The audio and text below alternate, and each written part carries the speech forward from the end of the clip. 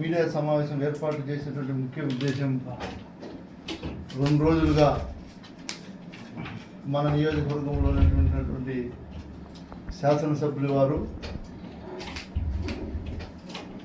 మీ ఊరికి మీ ఎమ్మెల్యే అనే కార్యక్రమం ఏదో నేను ఒక పాంప్లెట్ రూపాన చూశాను.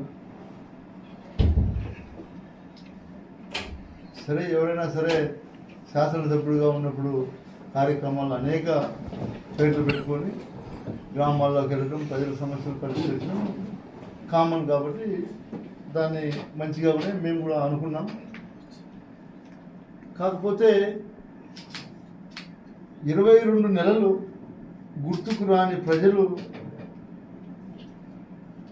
ఈరోజు ఎందుకు గుర్తొచ్చారా అనేది మా ప్రశ్న. మనకు ప్రజలు మ్యాండేట్ ఇచ్చి మనల్ని గెలిపించిన తర్వాత మనం ప్రజల్లో ఉండాల్సినటువంటి బాధ్యత మంది. అది మంచి కానీ చెడు కానీ ఏమి అన్నిటికీ కూడా మనం ఉండాలి. ఎక్కడా కూడా 22 నెలలు ప్రజల్లోకి వచ్చినటువంటి దాఖలాలు లేవు. మీడియా సోదరులందరికీ కూడా మీకు కూడా తెలుసు, ప్రజలందరికీ కూడా క్లియర్గా అది తెలిసిన విషయమే. కాకపోతే నిన్న మొన్న ఒక ఛానల్లో వచ్చింది, సాక్షాత్తు ముఖ్యమంత్రి చంద్రబాబు నాయుడు గారే పిలిచి లెఫ్ట్ అండ్ రైట్ ఎత్తి అసలు నీకు అతేమి, నువ్వు నియోజకవర్గ ప్రజలను పట్టించుకోకుండా ఇలా ఉంటే ఆల్టర్నేట్ క్యాండిడేట్ని చూసుకోవాల్సి వస్తుంది అని కూడా ఈ రాష్ట్రంలో ఉన్నటువంటి రాష్ట్ర నాయకులు కావచ్చు, స్థానిక ఎమ్మెల్యే గారు కావచ్చు, దీనికి సమాధానం చెప్పండి. నేను అడిగిన తర్వాత మీరెవరో మీ నాయకుల చేతిలో మాట్లాడించడం అవన్నీ పద్ధతి కాదు. ఎందుకంటే నేను ముందే చెప్తా ఉన్నా, నేను అడిగే ప్రశ్నలన్నీ కూడా ఎవరికైనా చెప్పినా కూడా నిజాలే, ప్రజలన్నీ కూడా గమనిస్తారు. ఏదో మాజీ శాసనసభ్యుడు మాట్లాడాడు కాబట్టి ఎవరినో ఒక వ్యక్తిని పంపించి కౌంట్ ఇచ్చేది కరెక్ట్ కాదు. నేను అడిగే వాటికి మీరు సమాధానం చెప్తే నేను సంతోషపడతాను. దయచేసి దీన్ని గమనించాలని నేను కోరుకుంటున్నా. అదేవిధంగా మీరు మొన్న ఎడగూరికి గ్రామంకి వెళ్ళారు. ఎడగూరి గ్రామంకి వెళ్తే అక్కడ ఒక రోడ్డు శాంక్షన్ అయింది 2018లో 19లో ఉన్నారు.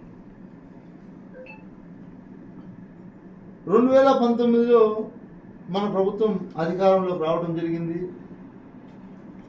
మేము అప్పటి ముఖ్యమంత్రి జగన్మోహన్ రెడ్డి గారిని ఖచ్చితంగా ఈ ప్యాకేజీని పనులు పూర్తి చేయాల్సినటువంటి బాధ్యత మా మీద ఉందన్న, మీరు ఖచ్చితంగా దీనికి నిధులు శాంక్షన్ చేయాలని చెప్పి కోరడం జరిగింది.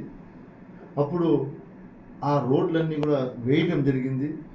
వేసి నేను శాసనసభ్యుడిగా, మీరు అందరూ గమనించాలి ఈ విషయం, నేను శాసనసభ్యుడిగా ఉన్నప్పుడే ఈ రోడ్డుని ఓపెన్ చేశాం. 27వ తేదీ డిసెంబర్ 2022. మీరందరూ గమనించండి.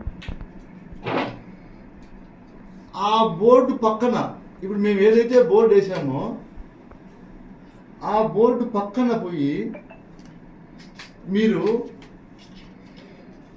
వితౌట్ ప్రోటోకాల్,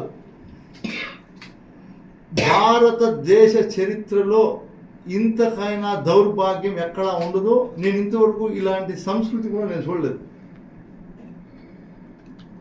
వీళ్ళు వెళ్ళి మా ప్రభుత్వంలో మేము రోడ్లు వేయించి మా ముఖ్యమంత్రి గారి దగ్గర అప్పట్లో నిధులు డ్రా చేసి కాంట్రాక్టర్కి ఇప్పించి నేను పోయి ఎమ్మెల్యే హోదాలో ఓపెన్ చేసిన రోడ్డుకి వాళ్ళు వెళ్ళి శిలాఫలకం వేయడం ఎంతవరకు కరెక్ట్ అని నేను ఆయన అడుగుతున్నా. ఆయన ఎంతో అనుభవజ్ఞుడు, మంత్రిగా పనిచేసినటువంటి వ్యక్తి, నీకు తగునా అని అడుగుతున్నా. ఎక్కడైనా సరే ఇది తగునా? గతంలో మీరు గమనించాలా, ఇదే పెద్ద మనిషి ఒక మాట మాట్లాడేటప్పుడు, మీకు అందరికీ కూడా గుర్తుందో లేదో నాకు ఇప్పటికీ ఆయన మాట్లాడినటువంటి మాట కళ్ళకు కట్టినట్టుంది. మీకు అందరికీ కూడా విజువల్స్ చూపిస్తా. పెట్టుకోవద్దండి, కష్టపడి మీరు చేయండి, ఇంకా తప్పదు మాకు అంతే. ఇంకా మేము అంతే కష్టపడి మీరు చేయండి, మీ మెట్లకు మీరు పెట్టుకోవద్దండి. మీరు దాన్ని పూర్తిగా వినాలా, ఎందుకంటే దేవుడు పుట్టించిన బిడ్డలకు పేర్లు పెట్టుకోవద్దండి,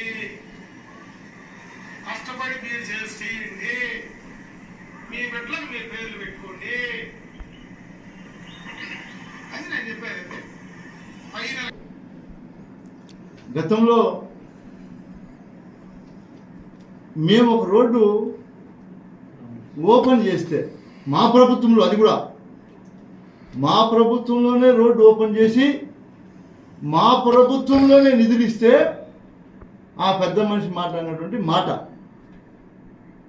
ఈరోజు మీరు తలకాయ ఆడ పెట్టుకుంటారు అని అడుగుతున్నా నేను. ఎందుకంటే నేను ఆ పదం నేను వాడకూడదు, ఎందుకంటే నాకన్నా వయసులో పెద్దోళ్ళు కాబట్టి ఆయనకి ఇచ్చే గౌరవం మేము ఖచ్చితంగా ఎప్పుడు ఇస్తాం.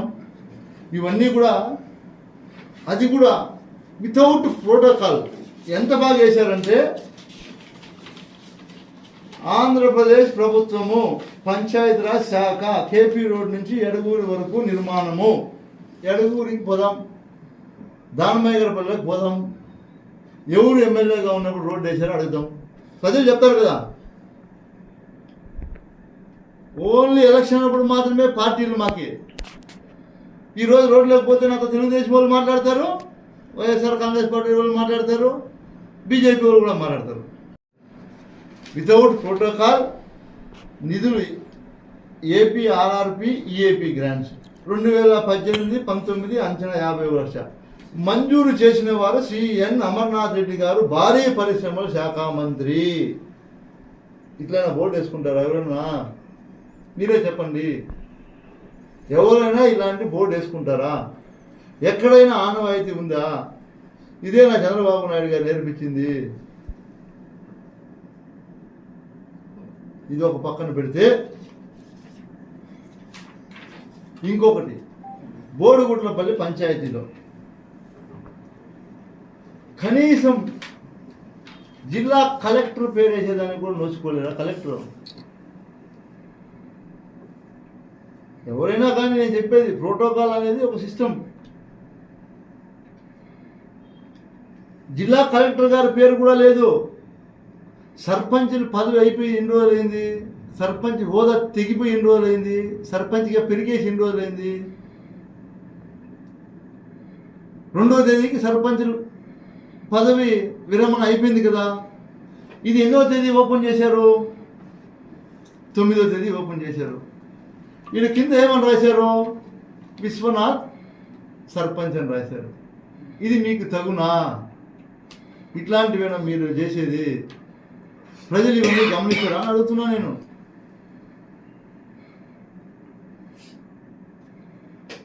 ఒకటే మీకు అందరికీ తెలియజేస్తున్నా, ఈ ప్రభుత్వం వచ్చిన తర్వాత జరిగినటువంటి పరిణామాలు ఏమైనా ఉన్నాయి అంటే, ఎవరైనా బీదా బిక్కి వాళ్ళకి ఎవరు అండ లేకుండా ఉంటే అట్లాంటి వాళ్ళు స్థలాలు కబ్జాలు చేయటం, నా దగ్గర అన్ని ఎవిడెన్స్ ఉన్నాయి.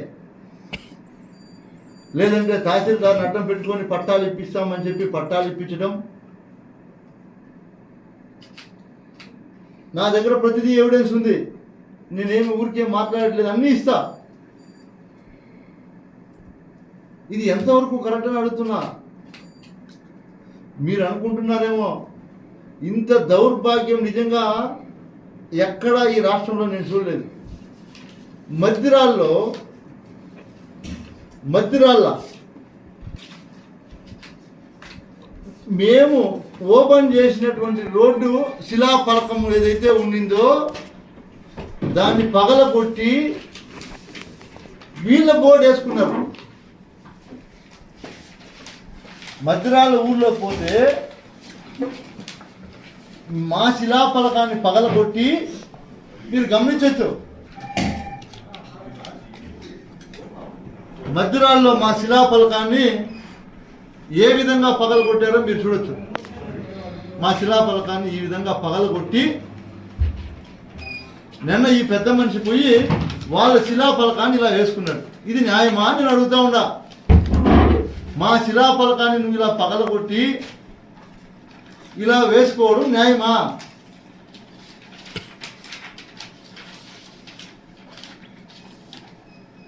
చూడండి,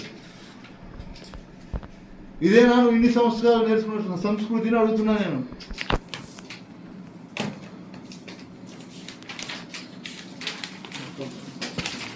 ఆ రోజే మేము కంప్లైంట్ చేయడం జరిగింది. ఎవరైతే తెలుగుదేశం నాయకులు కార్యకర్తలు మా శిలాఫలకాలు పగలు కొట్టారో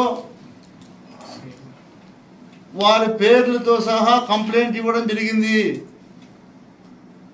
పోలీస్ శాఖ వారు కంప్లైంట్ తీసుకొని కేసు కట్టకపోయినా మేము మా నాయకుడు చెప్పినటువంటి డిజిటల్ బుక్లో పెట్టాము.